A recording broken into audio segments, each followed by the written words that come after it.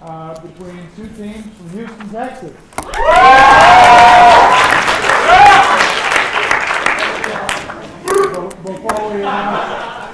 Before we announce the sides, I would like to thank our distinguished panel of ski coach judges who will be adjudicating this round.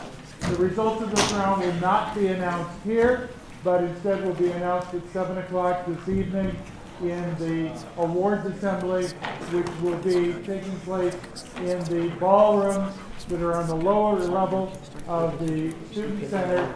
I think they start with 105 and go through 104 through 107. It'll be all one large area, so you'll be there a little bit later. On our panel, we have the key coaches Eric D. McKelly. No. Yes, we have Tracy McFarland, Maggie Bertione, we have David Height, and we have a new key coach, Brian Manuel. In this debate, Strake Jesuit will go con and speak first. Strake going con, speaking first. We have Cinco Ranch speaking pro and second. Take a few minutes for them to be ready and be free flows, and then they may begin. Thank you. We don't have time.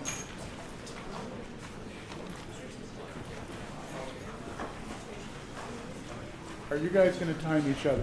Yeah. Okay. Debaters are going to time themselves. That's all right with everybody.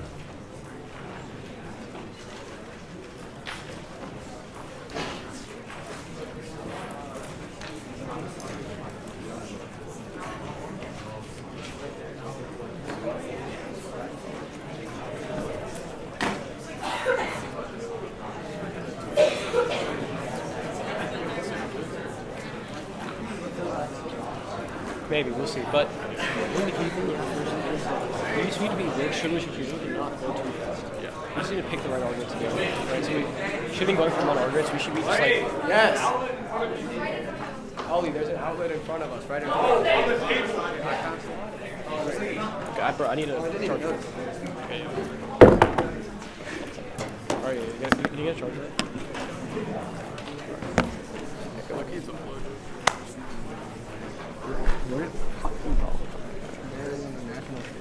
Make sure y'all go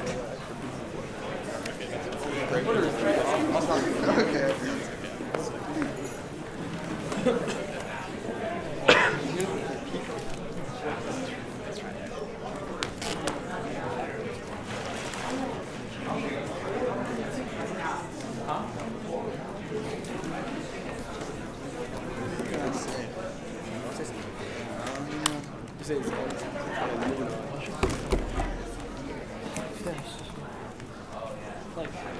Yeah, just like having to just don't go insanely fast. I also just think it's weak. If you do better, huh? I think you should start in case it creates a narrative that it's establishing them before they go to construction, do application like that. They know where you're start hard. I think it's also strategic to start with case first.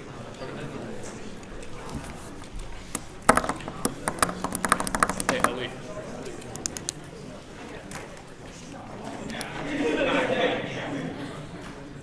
I think they're pushing our flights back. I'm not They're pushing. we can pick up the awards. Yeah. Thank you. Do you have a list?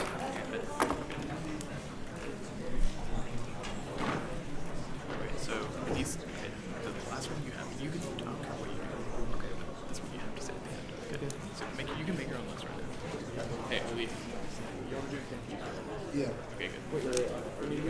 Yeah. Huh? Yeah. Yeah. Is that what I should do? I'll do it. Yeah, I'll do that. That's fine.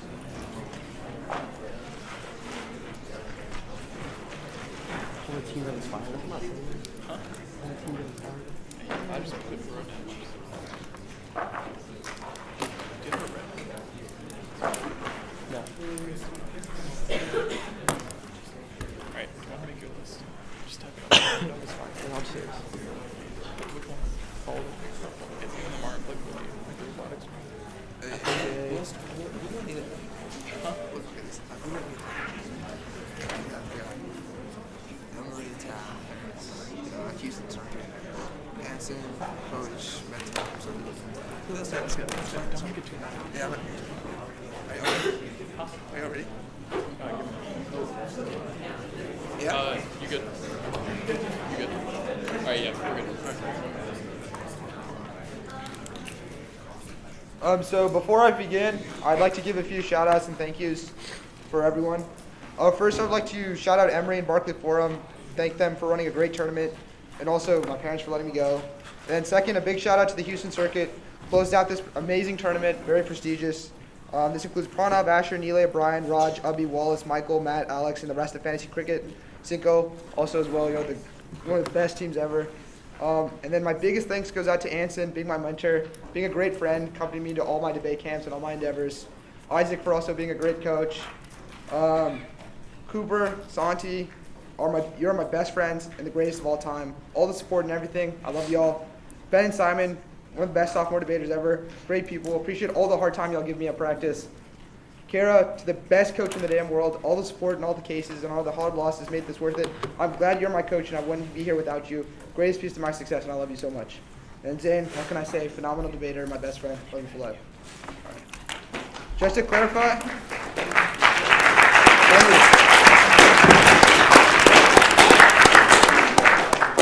Just to clarify again, we're negating.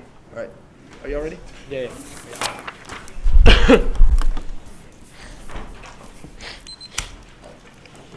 We negate and observe that past projection of Maduro's outlook and funding should be disregarded, as Wilson finds from this month that the U.S. has issued a new round of sanctions on Venezuela, and the Latin Risk Report concludes that these new sanctions will have new, lasting implications for the regime's durability. Contention 1 is regime change. Currently, Maduro's regime is rapidly losing power. Specifically, Guerva finds on January 13th that Maduro's primary funder, China, has begun talks with Guaido. As U.S. sanctions have made Venezuela an unsafe investment, China's economic support for Maduro is rapidly diminishing. Additionally, Russia has been increasingly looking inwards, as Grove finds in 2019 that Russia's ability to finance operations in Venezuela is dwindling due to the budget concerns. And Bremer concludes in 2019 that Russia's support for Venezuela is now only rhetorical, as there is no public support for Putin to maintain funding. Absent external funding, Maduro must be able to look internally. Sanctions have constrained this ability to do so in two ways. First is gold. Delgado in 2019 explains that Maduro has turned to selling gold in order to create a direct stream of revenue that's key to him maintaining power. Rod in 2019 finds sanctions choke out Venezuela's gold industry, which is empirically proven, as Corner in 2019 furthers that because U.S. sanctions have prevented Venezuela from buying imports in cash, Maduro pays in gold, depleting gold reserves 18.5% in less than a year. Second is his inner circle. Stratford finds in 2019 that sanctions have begun to erode public support, leading to mass protests which will hurt the regime. And Rendon finds in 2019 that sanctions have constrained Maduro's ability to pay his military by cutting off overall regime revenue. Specifically, Kermanev finds on January 13th Maduro has run out of cash, and even top officials in the military only have a salary of $13. Thankfully, Tian 19 concludes that military support is the only way for Maduro to stay in power. This comes at a terrible time for Maduro, as Lahr finds in January that Maduro's inner circle has begun to potentially look to Guaido regime for a more stable economic future. For these reasons, the Lahr concludes that there is an 80% chance that Maduro will be out of power by the end of 2020. Sanchez in 2019 finds that as long as Maduro is in power, the IMF and other global institutions will be unwilling to cooperate with Venezuela to help their economy. However, Sarmuga in 2019 finds Guaido's already in talks with Western institutions, and Duby in 2019 writes that the opposition plans to use financial aid from multilateral organizations and restructure their debt. Rogers finds the last time Venezuela enacted these measures, 70% of the country was lifted out of poverty.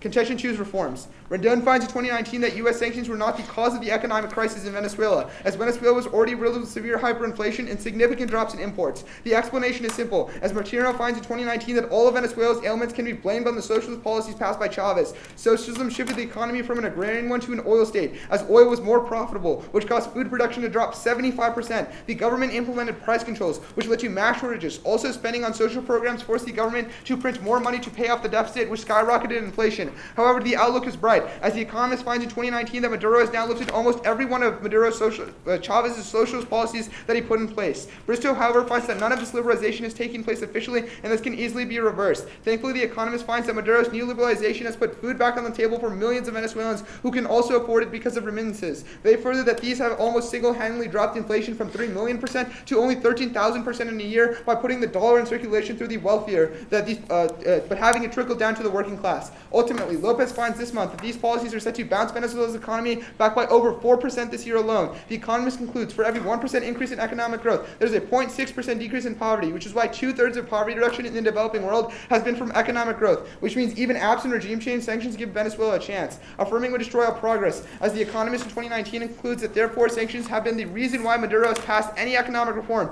because they limit the regime's financial assets, forcing them to look elsewhere for revenue. Tragically, Naim finds in 2018 that Maduro's only end goal is now to pass policies that will keep him in power, as he sees this as the only alternative to death or prison. He no longer cares about governance and, quote, only sees the state as a protective cocoon and his last alternative to a life behind bars. Absent financial constraints, Maduro has demonstrated that socialist policies are his weapon of choice, as Powell finds in 2018 that before sanctions, Maduro and Chavez both historically used socialist economic controls as a way to quash dissent and pay off those loyal to him. And Powell furthers that Maduro found this to be a great method of power consolidation. Thus we negate.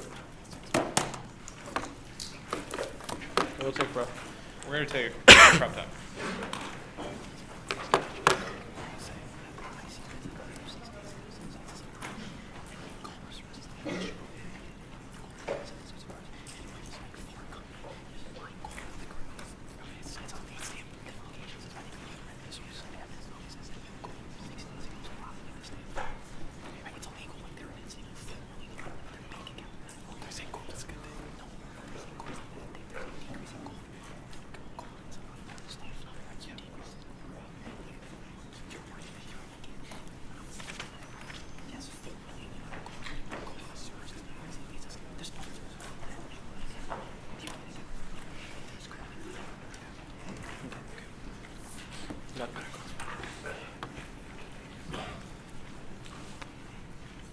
We have 50 used. 52. Yeah. I'd like to also give some thank yous. The first one of them is just be like all the camps we went to, all the people that have helped us, all the labs that we've been in, all the coaches we've had. I came in a debate. I didn't really know anything how to debate. Kara's one of the people here. I don't know if Ryan is here, but basically I've had a lot of people throughout my career help me with debate. I didn't become a good debater, but I'm not doing anything. They really helped me along the way. Then Houston, like, I'm not gonna go over all the names, but everyone that Ali mentioned, like, they're all literally my best friends. I go to their houses and I just like chill with them. It's not just debate. They're like literally my best friends, and they're gonna be my best friends for the rest of my life probably too. The next, I want to thank Matt as well, Matthew Fang. He's not here right now. He's home. He's house sitting. He can come to Emory, but he's been our coach. Like, I literally would not know what to do without him this year. Like, he's the reason we've had so much success, and he's the reason that we're doing good this year. And finally, all the people that we prepped with, all the friends that we have, and especially the Barkley Forum Debate Tournament for holding such a great tournament. And like, we haven't had a late round. Like, it's been really enjoyable. I hope that everyone else in the future can come to this tournament, 'cause it's really just one of the best tournaments in the nation.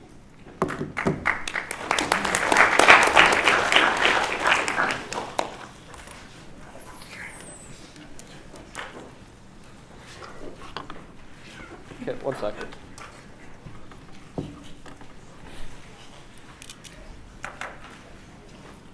All right, is everyone ready?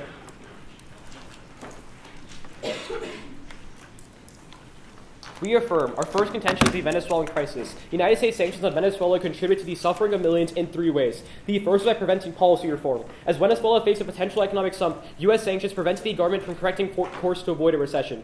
Buysworthy Nation 17 writes at the start of the downturn, Venezuela was on track to reform key debt practices in the economy to avoid an economic crisis. However, the imposition of sanctions on the country cut the country off investment in the international market, making it impossible for the country to roll over its debt and thus pushing Venezuela towards a crisis. Indeed, Highland 19 further says, since 2014, sanctions have degraded Venezuela's reputation on the international market, causing numerous financial institutions to turn away from investing in Venezuelan debt. Overall, Sachs of the CEPR 19 writes that the imposition of sanctions made any stabilization program to solve the currency and import problem is impossible, as Venezuela was increasingly shut off from major markets in the dollar, locking Venezuela into an economic spiral that has caused millions to flee and live under oppressive conditions. Second is by shocking the oil industry. Zuniga, the Financial Times 19 writes that Venezuela used to mix their heavy crude with an American chemical called naphtha, making it easier for the oil to move and sell to other markets. With sanctions, Venezuela has lost access to naphtha and was assorted to cheaper, worse quality blends such as Emory 16. As a result, the oil Venezuela now sells is $17 less profitable than before. Even besides the physical quality of the oil, Stratford 19 writes that tanker companies and countries are wary of signing contracts for Venezuelan oil under the threat of U.S. sanctions and backlash. As a result, Venezuelan oil production and profits have dropped. Empirically beaten of the CEPR 19 writes that finds after their gradual decline in Venezuelan oil production, output dropped by 142,000 barrels following the introduction of U.S. oil sanctions. Crashing Venezuelan oil sales is devastating for the country, as Rodriguez's Foreign Policy 18 writes that since 95% of export revenues come from oil, sanctions cut off the government's main source of dollars and thus way to finance food and medicine. Indeed, despite increases in oil prices, Venezuelan imports still fell by 31%, and in the 2 months directly following new sanctions, food imports fell by an additional 24%. Parvaz at Think Progress 19 concludes that as time goes on, sanctions will only kill more and more people and cause millions to flee in a mass exodus, and Rodriguez concludes that sanctions risk turning the crisis into a full-blown humanitarian catastrophe. Third is by blocking direct aid shipments. Although calibrated to allow aid access to Venezuela and financial interactions with internal NGOs, U.S. sanctions often impede important work in two ways. The first is through outside aid. Salama of Wall Street Journal 19 writes that the Trump administration has been very poor in delineating financial lines to allow for aid to flow through, oftentimes unintentionally blocking things such as food and medicine. Second is through blocking support for internal organizations. So Car 19 writes that U.S. banks have been unwilling to finance humanitarian organizations, fearing fines for skirting U.S. sanctions. He concludes that although the United States has given exemptions to certain NGOs, the risk of punishment has left many smaller nonprofits within Venezuela at risk of shutdown. Because of these complications, Fox at DW19 finds that sanctions have put 300,000 people at risk of serious health complications.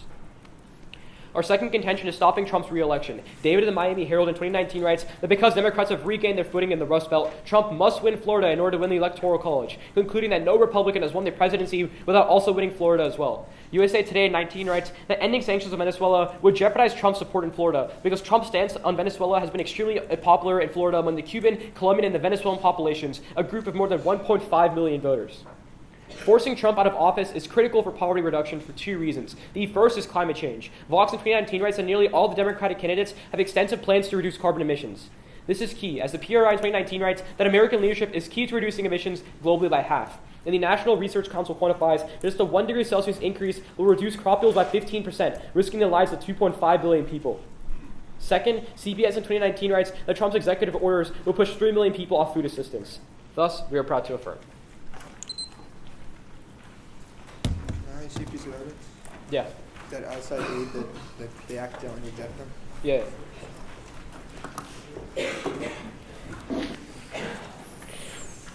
Also, Lee, could I just see case at the same time? Huh? Could I just see case? I missed one of the parts. Sure. I'll show you after. Yeah, okay, that's fine.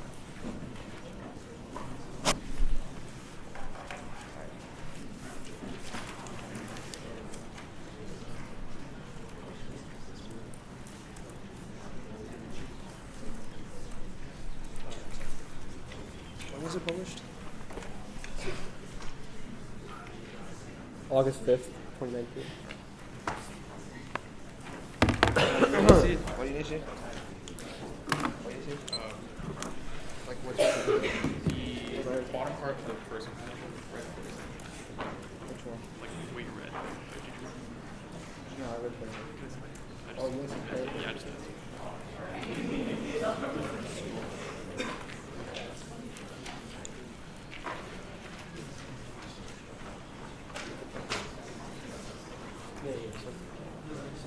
Actually, can we see the Rogers evidence? The last time we were back. Yeah.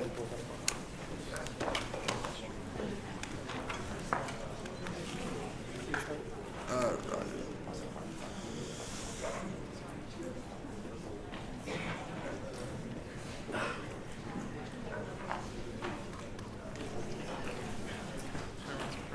All right, we're gonna run some prep while it's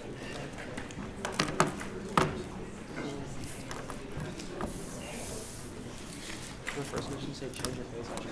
Okay. The liberalization.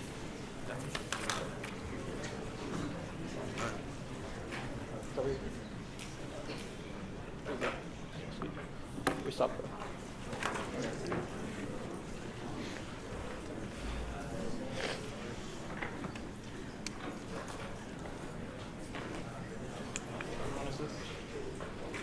does it say that's the stuff Guaido's going to do? This is a debt restructuring. This is what debt restructuring did in 2004. So did you say Guaido's going to do a restructuring? Yeah. They say the evidence? Sure. Yeah, this is the Guaido's going to do a restructuring. Just read the national evidence. I don't want to do all parties on the issue. Discuss it. Right. Let me read it. Just like why do I want to do that?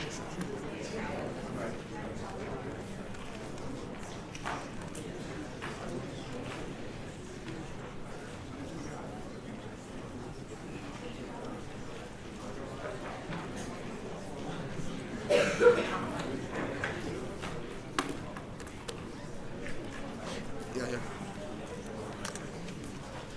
But he wants to do the restructuring.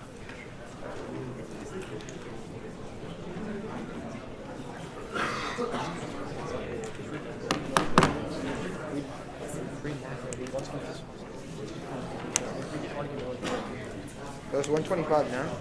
Yeah. So how much was it? Was like a minute before. I have minute 27, like altogether. Altogether? Yeah. I have a lot more. What? Minute 47. No, Wait, you had minute 27? I'm minute 47. We'll do a minute 37. Okay, sure. Yeah. Alright. Yeah. You good? Alright, yeah. How much prep do they have? A minute 37. Yeah. I mean, we used a minute 37. Alright.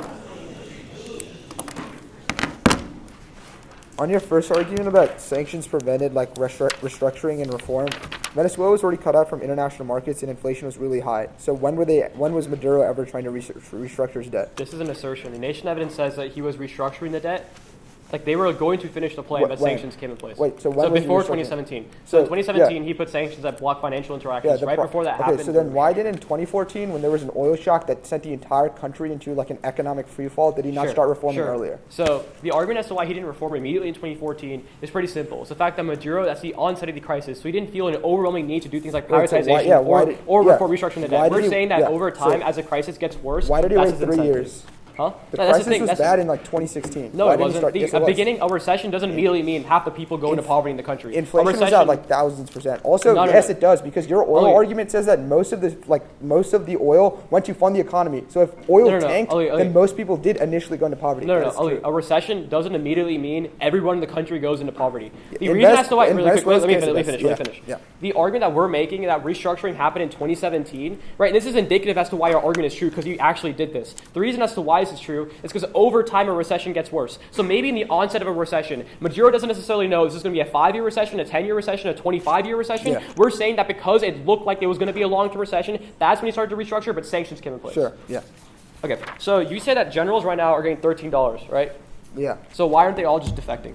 That's our argument. Our Latin risk report evidence is very explicit in saying that by the end of this year, he's going to get out. But they're already getting paid $13. I don't think a general. So our Latin risk report, our second piece of Latin risk report's evidence says that 3 days ago, when Guaido was recently consolidating power and military generals were affecting at a very high rate. Wait. Okay. So let's talk about this, right? So Can I get a question before? Okay. Here we go. Okay.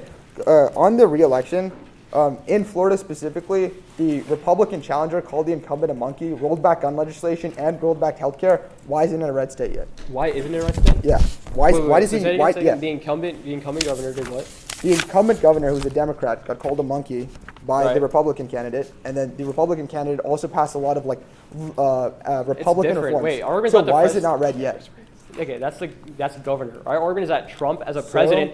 Really quickly, Wait, Trump do as a the president. people voting for governor not vote for the president? No, that's what I'm saying. I'm saying just because a person from the party, a governor from the party, isn't necessarily good, No, but it's not necessarily indicative that they're not going to vote for because President it's Trump. indicative of the voting patterns that exist in Florida. No, wait, if Florida votes red for the governor race, then they're also if this going were to vote red true, for if the this were president true, race. if this were Yeah. true, then no president would ever flip a state in the history of elections. Right? The argument I'm not making is that there's no swing states. I'm arguing that Florida is not a swing state. No. I'm saying that you saying that a governor race is indicative of a presidential election isn't true because there's been multiple times before where where states have voted for a specific governor or historically voted for Democratic or Republican, but have flipped during the presidential election. The last election, right? Trump flipped multiple states that were historically blue, but because of the fact that they just liked him as a president. And our argument is that people in Venezuela currently support Trump. People in Florida currently support Trump. All right. All right, we're gonna run some. Start.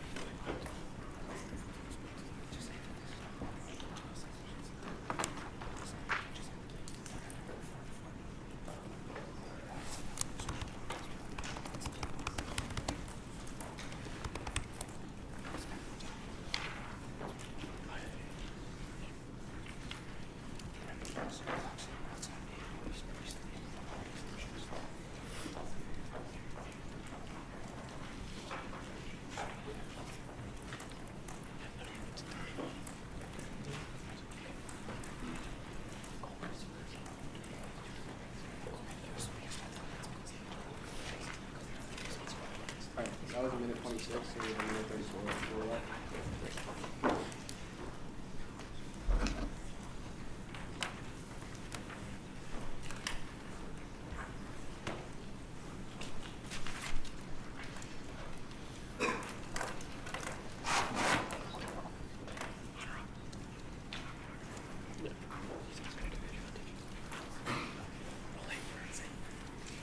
One sec. Just do it. Alright, so at the behest of Anurag and Ali, I'm going to be giving the same shout outs that Atreya and Ali gave at the start.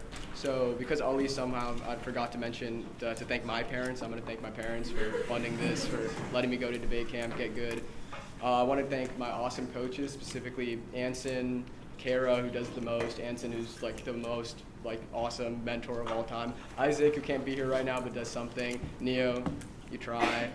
I told Ben and David, Ben Golden right there and David Kennedy, he's in Houston right now, that if we ever made it to finals, we're going to have to be giving thank yous. I would specifically chastise them for not doing as much work as they could. So Ben, I'm looking at you. Do better. But you're also one of my favorite people ever. I don't want to give Anurag any more time to prep, so I'm writing my thank yous. So I'm gonna go. But also, Ali forgot to thank Naban, so I love you, dude. And yeah, so let's get going. I'm gonna be responding just down their case. Ali, you good? Yeah. Atreya, Anurag. Yeah. All 5 judges. All right, let's get started.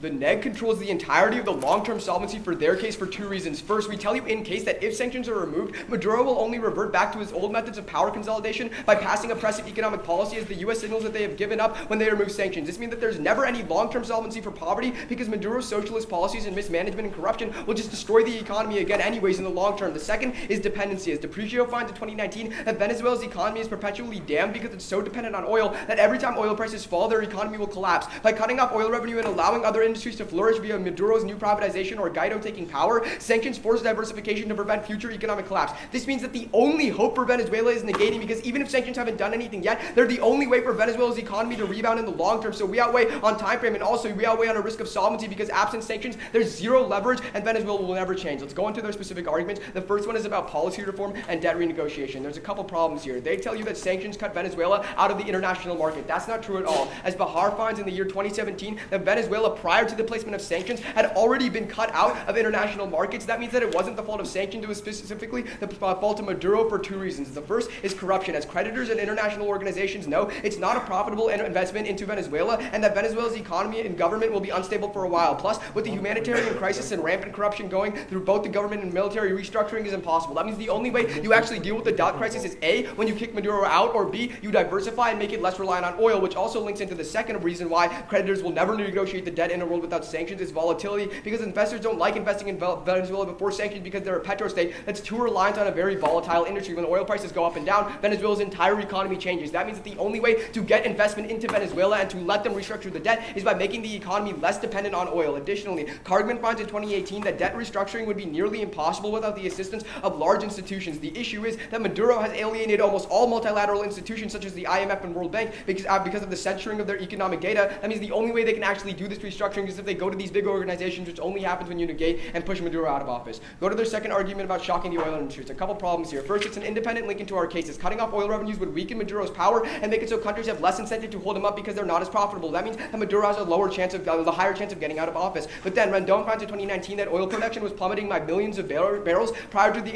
introduction of sanctions because of a lack of economic diversity and mismanagement, so the oil sector would have gone down anyways. But then Slab finds in December of last year that Venezuela's oil production has now doubled because it's stabilized rising. That means that the sanctions obviously aren't doing much because Venezuela's oil industry is doing better and better. Going to their next argument about blocking aid, a lot of problems here. First, Raposa finds in 2019 that the only aid blocked by the U.S. are those headed for specific sanctioned individuals, not the general public. They can still access things like food and medicine. But then the Red Cross is sending in aid right now. That takes out their argument because it proves that aid is going in despite sanctions. But additionally, specifically talking about U.S. aid, but Maduro is the one blocking the U.S. from sending in aid right now. That means that the only way aid can go in is if we get rid of him. That's corroborated by the CSIS, who writes in 2019 that Maduro holds aid to create dependency of his people onto him. That means that the only way that we get aid and imports into the Venezuelan public is getting rid of Maduro. Additionally, exemptions, they tell you that they don't work because of risk of punishments, but exemptions actually do work because they let other countries know that the U.S. is okay with shipping aid to Venezuela. Going to their next argument about stopping re-election. A lot of problems here. First, Paget writes in 2019 that only 5% of Venezuelans even consider voting for Trump because Democratic politicians focus more on immigration policies. As a result, more than 1/3 of Venezuelans vote Democratic, so they're not actually solving in any world. But then Henderson finds in 2018 that even though Venezuelan immigration has increased, it's still not enough for Trump to win Florida, especially because the Trump administration is still blocking their legal status. Latin Americans in Venezuela, in Florida, don't like how Trump's immigration policy, how they're blocking them from letting their family in and making it harder for them to get green cards and citizenships, so they're not going to vote for him. But then Grove finds in 2019 that if you buy their argument that Trump needs to win Florida, if sanctions are lifted, Trump will actually turn towards a military alternative because he had no other option to show his hardline stance on Venezuela when you lift sanctions. That means that it would kill millions of people and cause a massive refugee crisis worse than Syria. That only happens when you vote for my opponents.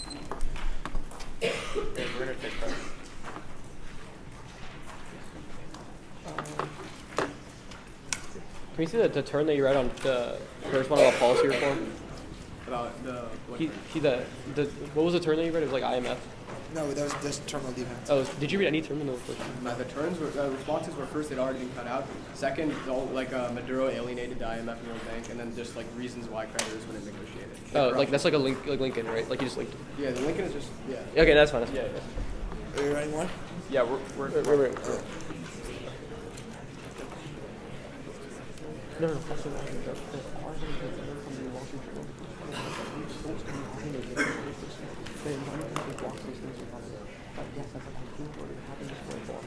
Second thing they said, Red Cross got in. What was it? Red Cross. Yeah, Red Cross. That's not decent.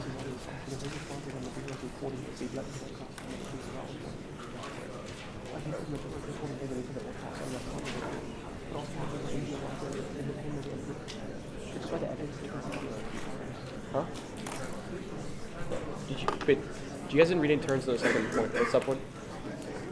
What? The turns in the second. Did you read turns? We did. To the second. No, you don't. Yeah, you need to concede to input. You need to play input. Yeah. Okay. That was 52. Yeah, I've just add 10 minutes to 2:30. How much do we have left? They have 22. 22 left. Yeah. Okay. All right. So I guess I'll do the same as them and give some thank yous out. Nice start. So I guess the first people I want to thank are like the coaches we've had and the people we've had like met over summer camps. It's been really great friends and it's been really good, just like great meeting everyone. Of course, thank you to everyone in Houston who's like created such a great friend group that has always been supportive of each other.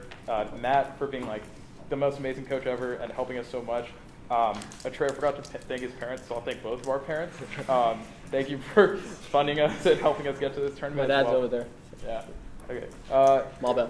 Thank you to Ms. Sarver, our new coach this year, for helping us fight through like all the policies that our administration is like trying to prevent us from coming. Thank you to like the Barkley Forum, of course, for hosting such a great tournament. It's literally like the best run tournament I've ever been to. And then Trey, of course, for being such a great partner. It's been quite the ride. All right.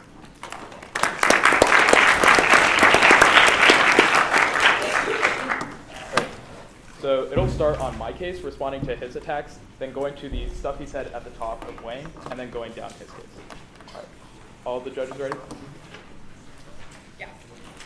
Cool.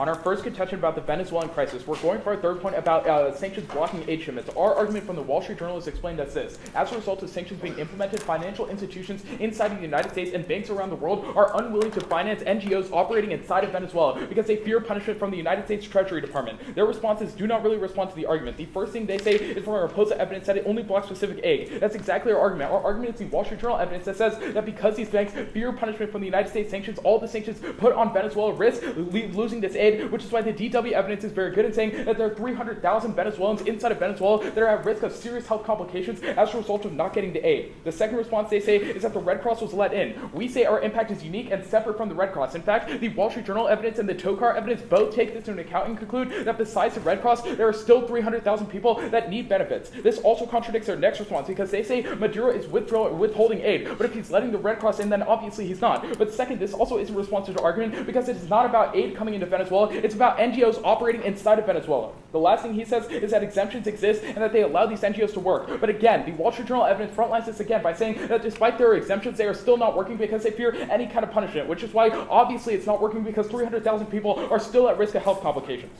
On our second contention about stopping Trump, we'd probably agree to their defense that Trump cannot win anymore, but they read a response at the bottom that military intervention is going to increase. First of all, what the TS finds is that in order to militarily intervene in Venezuela, he must get Congress to approve of it. We say Congress is in zero mood to approve of intervention, so there's no chance of their impact coming true. The second thing we would say is that his incentive to intervene increases as the situation gets worse. So as long as we keep sanctions on, there's a bigger incentive for actually him to intervene and change public opinion. Let's go to his case. At the top, he reads two reasons why his case comes first. The first thing he says is that if we remove sanctions, he's going back to bad policies. If this was true, then before sanctions, we shouldn't have seen Maduro try to reform his debt. In fact, what the Nation evidence indicates is that he was about to pass a debt restructuring policy, which is going to be really important later on. But the fact that he was going to pass this policy indicates that Maduro does care about the people. He just needs the capability to do so. The second thing they say is that if we cut off oil, then we're going to create new industries. But the problem here is that you can't diversify if you have zero access to international markets. And if international investors are not coming in, providing the investment needed to actually diversify in the first place, then there is zero chance of diversification happening in a world with sanctions.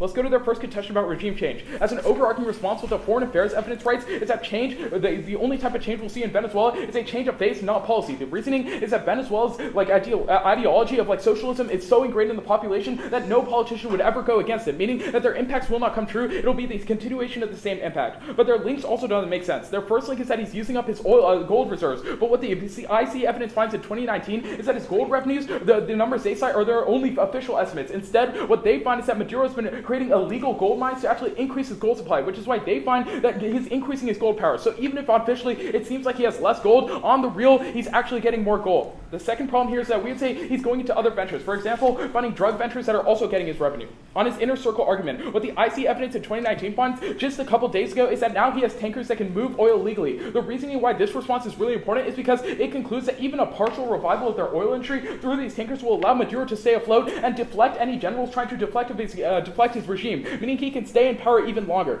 But even more so, this argument is actually a good thing for us because what we would say is that as a result of sanctions being in place, he can use that as a scapegoat to strengthen his support, which is why the Miami Herald writes that his support has increased by 6% in just the past year. Maduro is not on his way out. If anything, sanctions are entrenching him in his power. The next response here is on their impact. On their second contention about reforms, they say Maduro is doing good things. What the Washington Post writes in 2020 is that the reforms he's doing are very paper reforms and aren't real reforms. In fact, this makes sense. Maduro does not want to divert away from his ideology. He's just trying to make it seem like he's doing real reforms, but he never will do anything in the long term. The evidence is very good about that. But even if we do see reforms, number one, we say corruption still exists, so efforts won't work in the long term. But second, they just assert that privatization and other things would be a good thing. We say privatization historically has been a bad thing for Venezuela. We'll get to some part. Sure.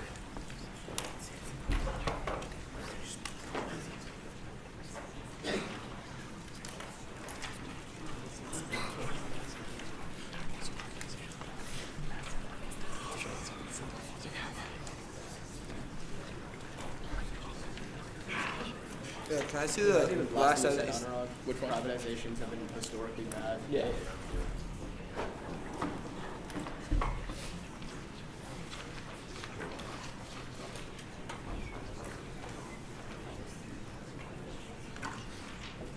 One second, I need to pull up a hotspot.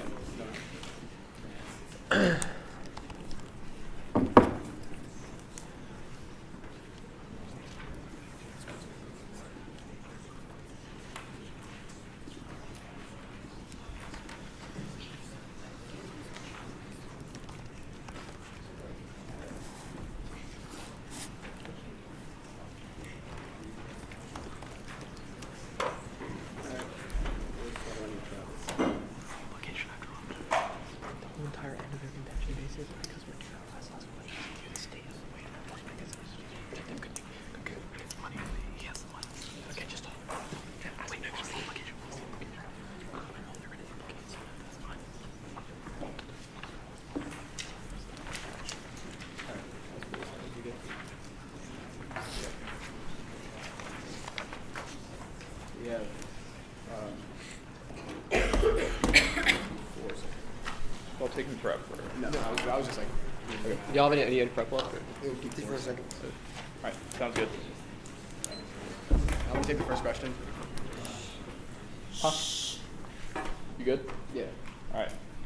So let's talk about your response from foreign affairs on the top of our case. Yeah. You tell me that it's only a change of face. It's never going to be a change of regime in Venezuela because No, the that's not the ideology of socialism is so ingrained within the people. It says that there would be a change of face, but not a change of policy. Okay. Well, my question about that is, if socialism is so vastly popular within Venezuela, why are there millions and millions of protesters that are increasing the snowball and get a higher number right now? So first of all, that's just empirically not true. That is Protests true. are dwindling in the status quo. We can show you I evidence. can show you evidence that says it's dwindling. But second Do is that that if you took a poll of every Venezuelan today, you would find a pretty high approval rating for Chavez, right? Wait, so you're using an evidence from a poll that No, you no, just that's say if I'm you just took a proving poll. the point that even if where Maduro do you himself is unpopular, his policies may not be as unpopular as he is. So if Venezuelans vote in a president who is they already have had a vote that was made unofficial by the Maduro regime. They've already voted that we want Juan Guaido in power. That's and fine. Guaido's policies are the yeah, epitome Guaido's of, policies would eventually turn to socialism because that's what the general public actually if supports. Guaido's in power, then what does the public do to change the policy? Especially if they're becoming more and more benefited You're because misunderstanding of these the policies. argument. I don't The think I argument am. is that Guaido himself wants to stay in power once he's put into power. When did which you is make why- that argument in rebuttal? No, That no, wasn't- that's just a warrant. I mean, you're asking for more give explanation warrants in beyond what I rebuttal, said. right? I mean, I read the warrant, so. Dude, when did you say that? Okay, that's fine. Yeah. All right. Question. So I'm gonna get a question. All right. So let's talk about your last response on aid, right? Yep. So you say, or actually, my bad, not that. Let's go to the bottom of your second contention, right? Okay. So you say Maduro is passing policies to stay in power, right?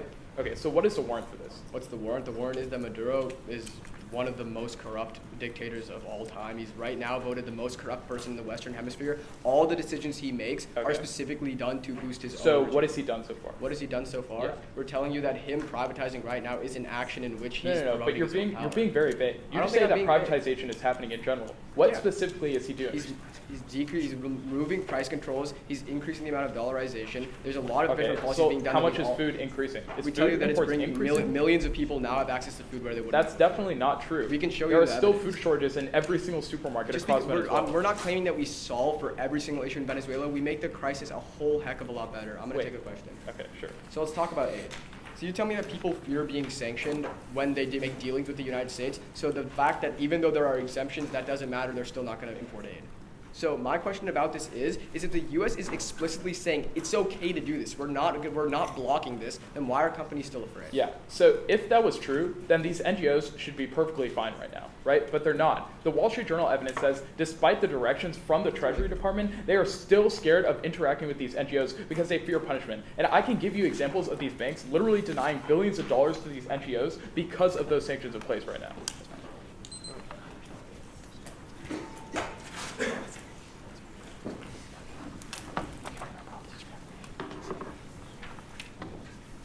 Okay, we have 54 seconds of prep left, and we'll start writing in.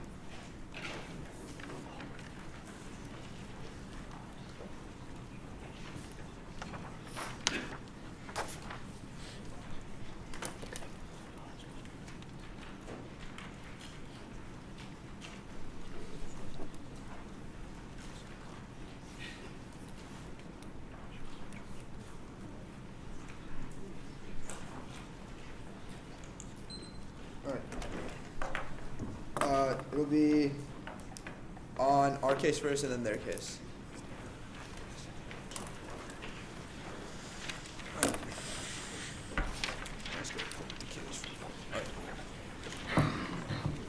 Is everyone good? Yeah. All right.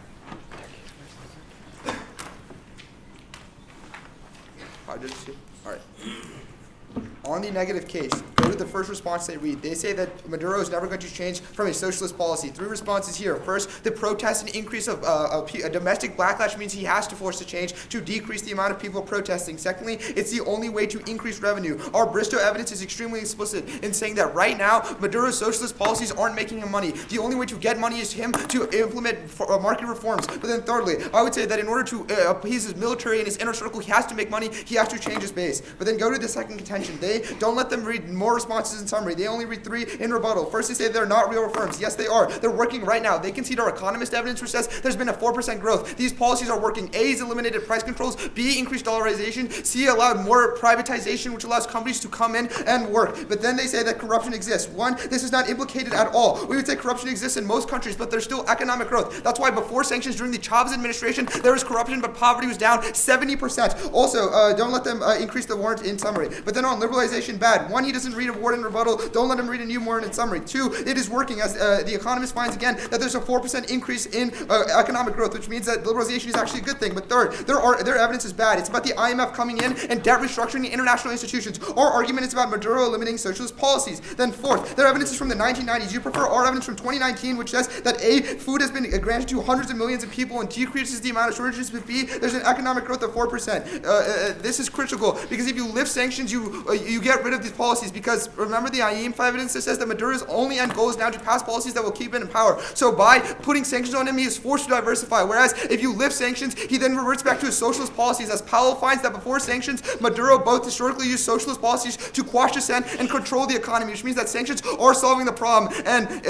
that also acts as terminal defense to their entire case, because even if we lift sanctions and NGOs come in, there's still structural reforms that prevent most people from getting out of poverty. First is they can see the Rendon evidence, which says that 1, there was severe hyperinflation. 2, there was drops in imports in medicine, which means that there's alternative causes to why 300,000 people are dying. They also can see the Martino evidence, which says that 1, that it was in an oil state, so it's very volatile, but 2, food production dropped 75% before sanctions. So again, there's alt causes. Right now, we're solving for those alt causes. We're decreasing food shortages. We're helping the Venezuelan economy. We're solving in the long term. Go into their argument. On their case, go to the third argument about organizations. 1, we would say that this argument is very bad because our argument is perceptual. We say that 1, that our opposite evidence says it targets military, but 2, the United States allows exemptions. Sure, banks might not be giving aid, but that's because of alternative causes. We say that if the United States has allowed them and only targets military general, and these NGOs are working with the people, that means that we would say that there's alternative causes for neither working in. We would say they should be going in, but that's not true. Then secondly, I would say if Maduro starts to reform and starts to decrease the amount of humanitarian crisis and starts increasing good policies, more NGOs would come in. But also, Red Cross and UNICEF are also coming in, so that isn't true. But then also, we would say that even if you lift sanctions, he would block NGOs because he wants to create dependency. That's conceded. He wants to make the people reliant on him. NGOs won't come in if you lift sanctions.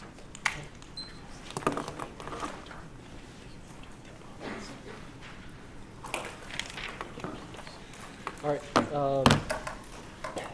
Actually, yeah, we're just gonna pick one. You have 20 something? Yeah.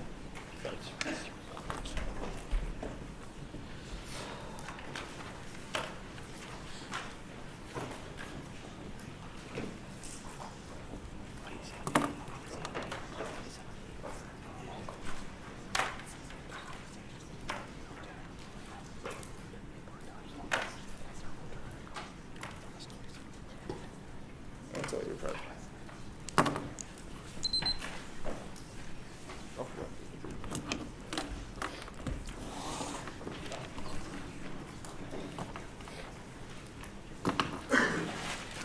Just gonna start off on our case, our third link about aid shipments. Your case first? Yeah. Yeah. Is everyone good? Just like, Yeah. nah. All right. Go to our link on aid shipments. We tell you that because sanctions put so much international scrutiny around Venezuela, NGOs and international institutions are not able to get money to NGOs because they don't want to risk secondary sanctions to the United States. They also dropped the Tokar evidence in their summary that says that because the United States is really, really poor and delineating financial lines, they unintentionally block food aid and medicine. They give a couple responses. The first response they say is alternative causes. They say the United States has made very clear that you can let aid come in, so people are still letting aid in the first place. We tell you this isn't true. This is not historically true, which is generally sanctions. The evidence is very specific in saying that because even though the United States has made very clear that the aid can come in, they're not going to take the risk because they know that if they do one bad thing, give money to the wrong person, or the NGO misuses the money, the United States is going to sanction them as well, which is why they've altogether cut all the money going towards Venezuela, which is why our evidence says that 300,000 people are at risk of serious health complications because of sanctions. That's the next response they say is that the sanctions are only on the military generals. This also just generally isn't true. There's sanctions on general financial interactions with Venezuela in the first place, which is why they're not money, which is why money's not being able to which is why money's not going to Venezuela in the first place. The next thing they say is that Maduro's just going to misuse aid, but then they also say that Maduro's letting the Red Cross come in. These are contradictory statements. Maduro's aid, allowing aid to come in, if it's blocking it, it's sanctions, which is why also our evidence is specifically saying that sanctions cost 300,000 people to lose access to medications. But also, even if this argument is true, NGOs work independently of the government. They're literally non-governmental organizations. They come in independent of what Maduro says and help the Venezuelan people. This is 100% probability. We tell you that all their case is very hypothetical. It's saying they might have these reforms, which might work in the long term, and there might be growth, which might be inclusive as well. We tell you there's 100% probability that when you vote for us, 300,000 people within Venezuela get access to food aid, get access to medicines, because NGOs are able to come in. Don't vote for a hypothetical, vote for a guarantee, which you know is going to happen. But now let's go back to their case. At the very top, we tell you from the foreign affairs evidence, it's not going to be a change of president or whatever, not a change of regime, it's just going to be a change of face. They give a couple responses. First, they say that protests are increasing. If this were true, then we had protests before 2017. He should have reformed his policies, but he wasn't. This isn't a true argument. The next thing they say is that, it's the only way for him to increase his revenue. Well, we tell you they can see the IC evidence that says that he's getting revenue from alternative sources. He doesn't need to reform the economy because the oil tankers are giving him money. The next response they say,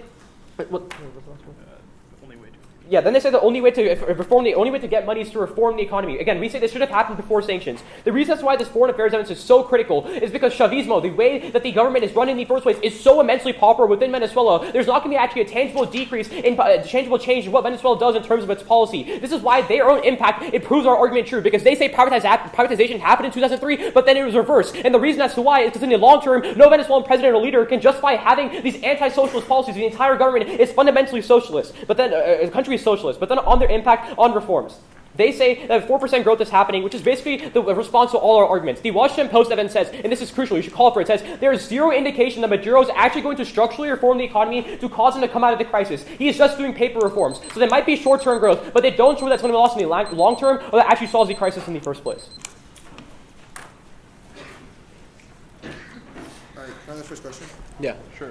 So you said they privatized in 2003. When did we say that? No, You say that. So your own evidence, your own argument is that when Venezuela made these steps before, 70% of people lived out of poverty, right? That argument is about debt restructuring, not liberalization. You read that underneath your. I mean, that's fine. Rogers finds the last time Venezuela restructured debt, 70% of the country was living Okay, out yeah, of poverty. And I myself read evidence that says privatization existed in 2004 and it got reverted almost immediately. The evidence we gave. Your evidence is the last evidence, the liberalization bad that you read, and the last thing you said in the rebuttal. That's fine. It's the same. No, Ali. Four non-responded to from. No, Ali. The argument is that Venezuela privatized before. It's just factually true. And Venezuela did privatize before, and then it was reversed, right? Okay, the argument we're making is that this is new in summary. Two, no, it's not. It's I not. literally say that Chavismo is entrenched in the population, so your reforms will not last in the long So term. our argument is that after the people see that Chavismo is not working, and then that should have been true every single time Venezuela was privatized, except every single time they revert back to socialist. That's wrong for a few reasons. The first is that there's never been as much opposition to Maduro as of now. People love Chavez because one, he was a great military leader. The second reason is because he was very inclined to the people's vote. Whereas Maduro has historically and right now shown that he doesn't really care about the people, he only cares about helping himself. That's why he wants to stay in power now. A couple of things, right? You just listed a bunch of reasons why Maduro was bad. You never listed a reason as to why socialism is bad. That's the entire argument we're making. You proved our point by saying that Chavez.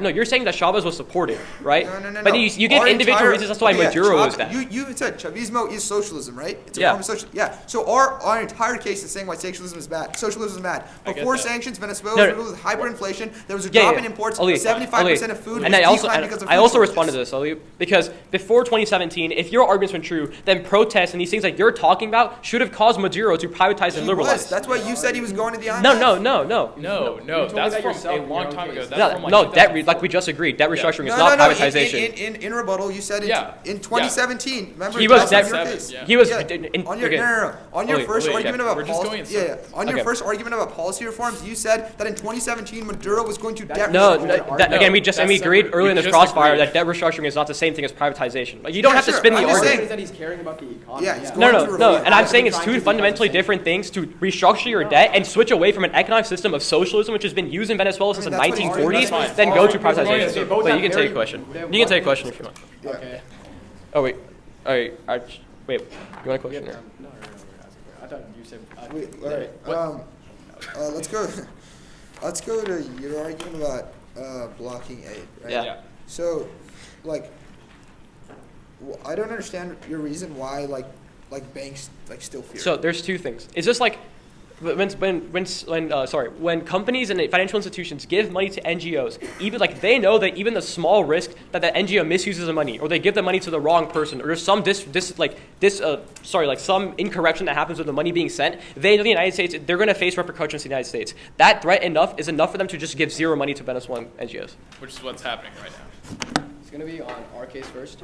And their case. Is everybody ready? No. All right. Sorry. Let me know when.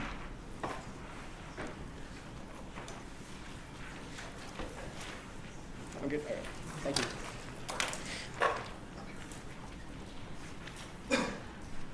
By far, the easiest place to vote in this round is our second argument about reforms. Remember the argument that sanctions specifically cut out Maduro's revenue and make it so his regime is threatened. That forces him to liberalize the economy and revoke socialist policies, which helps the Venezuelan economy. They make a couple of responses. The first one they said is from the foreign affairs evidence that his ideology is really ingrained. However, they concede all of Ali's front lines in summary. Remember that he tells you that the people right now are anti-Maduro, which means that they want to change and they supported Guaido's policies when they voted for him. Additionally, the reason why is because they're benefited by these policies. That's why food is going in right now. Additionally, Maduro is going to privatize, remove socialist policies because he specifically needs the money. He's going to enact it either way. Then they make this new argument that they reverse privatization and reversing reforms in 2003. First of all, that was new in second summary. But second of all, the sanctions were not in place in 2003. You realize that sanctions make it so these policy removals cannot be reversed. They can't be put back on because they make it so the only way that the regime can make money is if they privatize. Go on to our argument. The other response that they make is from the Washington Post telling you that they're paper reforms, but their evidence is outdated as the Economist evidence from late 2019 finds that these reforms have already been passed and are projected to increase the Venezuelan economy by 4%. That gives us access to the entirety of our link. Realize that right now we're privatizing the economy, price controls are being lifted, and dollarization is happening. All of these things, all of these socialist policies that are supposed to limit production and exports are being revoked right now. Our evidence is insanely explicit. It's from The Economist, and I urge you to call for it. Because of this, we're seeing food go to the table of millions of Venezuelans. There's a 4% increase in growth, and a 1% increase in growth leads to a 0.6% decrease in poverty. The point here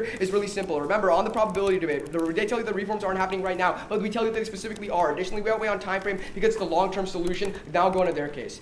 Realize that they concede a couple of responses. First, they concede the CSIS evidence that says in 2019 that Maduro withholds aid from the people to create dependency on them for him. So we must there's never going to be any aid that happens if you vote for them. Realize that that's 100% conceded, which means it takes out their argument. Then on this idea about exemptions, remember that exemptions actually work because they let the other countries know the U.S. is okay with them shipping aid. Additionally, if a reform happens, it leads to more NGOs operating within Venezuela because they see that it's more profitable.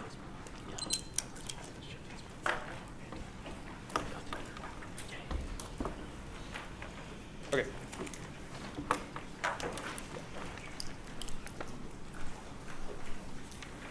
All right. So it'll start on their case and then our case.